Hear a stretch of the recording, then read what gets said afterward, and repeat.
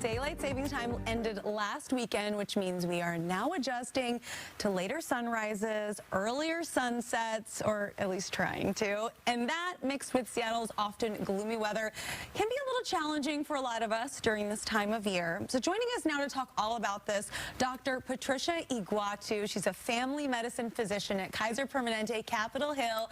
Welcome back. Thank you for having me. Thank you for being here. You always have such great knowledge to share with all of us. I appreciate that. So what advice do you have for people who are struggling a little bit to adjust their sleep schedules now? Yeah, so it's really real. I don't know if you're feeling like more tired earlier in the evening because it's getting darker out. So I'm recommending to patients going to bed about 15 minutes earlier every night so you can adjust.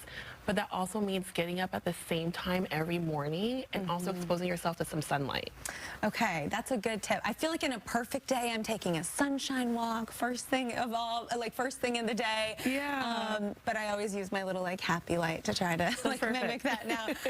You know, a lot of people in the Pacific Northwest do experience seasonal depression. So how do people know if they are suffering from a seasonally related depression? Yeah, so that's the key, the season. Like we know it's more dark and more gloomy out. So if you're feeling like more sad, feeling like I don't want to do things that you usually do, like your friend calls you like, hey, I don't want to go do this, you're more irritable, you're sleeping more, those are some signs of seasonal depression disorder. Okay, and so if people, you know, are hearing that and they're thinking, yep, that's me, what can people do to treat seasonal depression? What would you recommend? There's a couple of things. And when my patients come to me, I say like, hey, like what are you doing in your lifestyle right now to get more active and getting outside? So we can get some more sunlight, getting some exercise in. Exercise is really great because it releases those happy endorphins so you're feeling more good.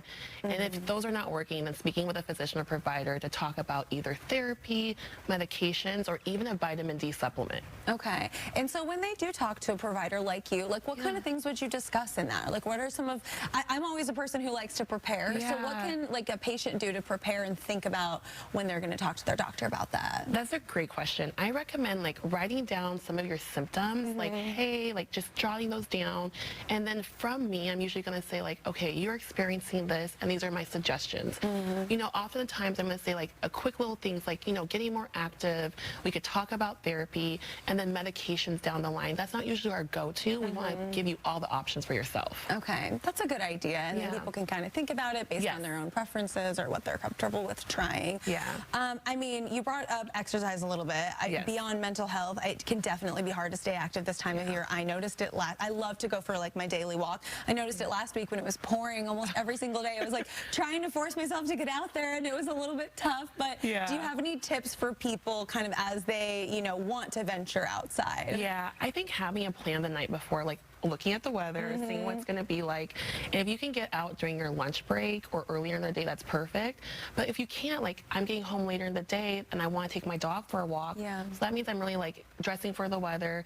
There's these little cute collar lights for your dogs you can put on to like light up and stay safe. So those are some tips I recommend. That's a really good tip. I will say having like a dog that needs to go for a walk, those days when you're like, I'm just not personally motivated to do it, at least gets your shoes on and gets you outside. And then once you're doing it, you're kind of like, well, might as well go for a longer walk myself too. You're here.